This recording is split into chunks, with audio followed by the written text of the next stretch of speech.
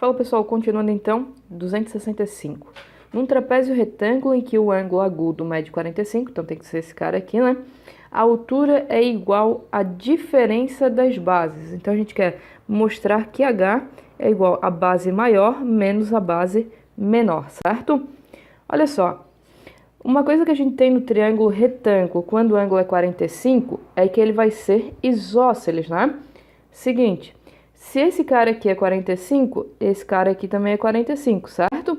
Ou seja, dois ângulos iguais, triângulo é isósceles, a gente tem que os lados, né, também vão ser iguais, né? Então esse cara é igual a esse, né? Só que olha só, quem que são esses caras ali que são iguais? A gente tem que esse aqui é a nossa altura, né? Então esse cara aqui é a nossa altura. Beleza. Só que vamos olhar quem é esse cara aqui sem pensar que ele é a altura. Olha só, aqui é a nossa base menor, certo? Aqui é a nossa base maior. Daqui até esse pontinho aqui, tá nosso vértice ali do triângulo, é a nossa base menor. Então, quem que é esse cara aqui em relação às bases? Ele é a diferença entre as bases, certo? Ele é o total, que é a base maior, menos esse pedacinho que a gente não quer, que é a base menor. Ou seja, vou botar em outra cor aqui, esse trecho aqui, ele é a base maior menos a base menor. Como a gente viu, vou botar um ponto aqui, ABC, vou botar D aqui, né? Tá faltando. Do triângulo DCB, a gente tem que ele é isósceles, né? Isósceles. Isso implica que o lado DB, a gente tem, né? Desse fato, que DB é igual a DC. Só que DB é a nossa altura, né? A altura do trapézio. E o DC, ele é a diferença entre as bases. Então, a gente acabou de mostrar o que a gente queria, né? Que a altura é a diferença entre as bases. Tranquilo? Então, sempre que falar de trapézio, tenta pensar nesse triângulo retângulo formado aqui no cantinho, né? Com o lado oblíquo, né? 266. Prove que a altura de um trapézio retângulo que tem um ângulo agudo medindo 30 graus, é igual a metade do lado não perpendicular à base. Então, eu chamei o lado não perpendicular à base de x. A gente quer mostrar que h é a metade disso, né? É x sobre 2, certo? Olha só, de novo, vou pensar no triângulozinho aqui formado pelo ângulo agudo, né? Daí a gente tem que esse ângulo é 30 graus e esse é 60. Então, a gente tem a nossa altura h e o lado que a gente quer relacionar, né, a gente chamou de x. Seguinte, se a gente pudesse usar aqui seno e cosseno, já sairia direto, né? Usando cateto oposto e hipotenusa, eu usava o seno, deu, fechou. Seno de 30 já resolveria nosso problema. Só que a gente não quer pensar no seno, a gente quer pensar numa relação entre os triângulos, né? Eu não sei quanto é esse cara aqui, né? Na verdade, a gente sabe que a diferença entre as bases, só que a gente não quer relacionar com a diferença das bases, a gente não quer nem relacionar com as bases. A gente só quer relacionar com o x e com o h, né? Uma relação entre os dois. Seguinte, esse ângulo é de 60, né? Esse é de 30. Se eu construir esse mesmo triângulo aqui que eu chamei de 1, aqui, ó, do ponto M a B, se eu construir esse mesmo triângulo espelhado aqui, ó, para o outro lado, a gente vai ter um triângulo equilátero.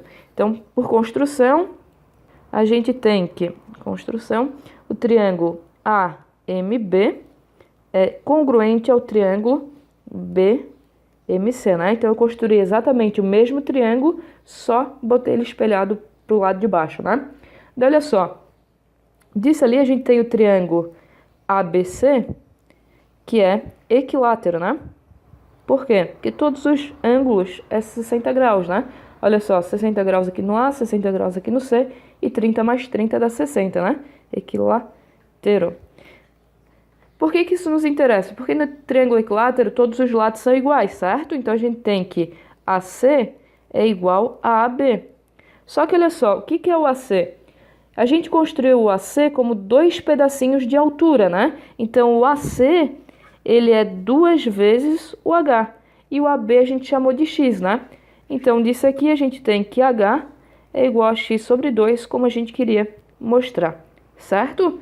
Então, a gente sempre tem que pensar em quem a gente quer relacionar, né? Sempre uma jogadinha aqui com esse triângulo da direita, né? Conforme tu desenha o teu trapézio, né? Podia ser lá na esquerda também. 267 para finalizar, então. Prove que as bissetrizes dos ângulos obtusos de um paralelogramo são paralelas. Então, fiz a bissetriz aqui, fiz a bissetriz aqui. Então, aqui eu vou chamar de A, aqui eu vou chamar de A. O que a gente sabe sobre os paralelogramos? Os ângulos opostos são congruentes, né? Então, esse carinha aqui também é A e esse carinha aqui também é A, certo? Então, repara o seguinte, a gente já tem aqui um ângulo alterno interno, né? Olha só, a gente tem que AB, por ser paralelogramo, né? AB é paralelo a CD, né?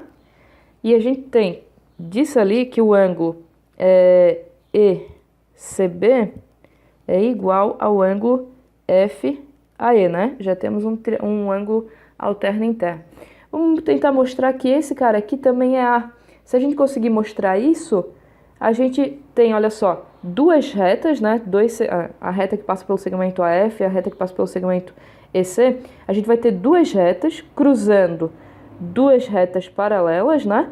E vai gerar o mesmo ângulo. Se elas geram o mesmo ângulo, elas são paralelas, né?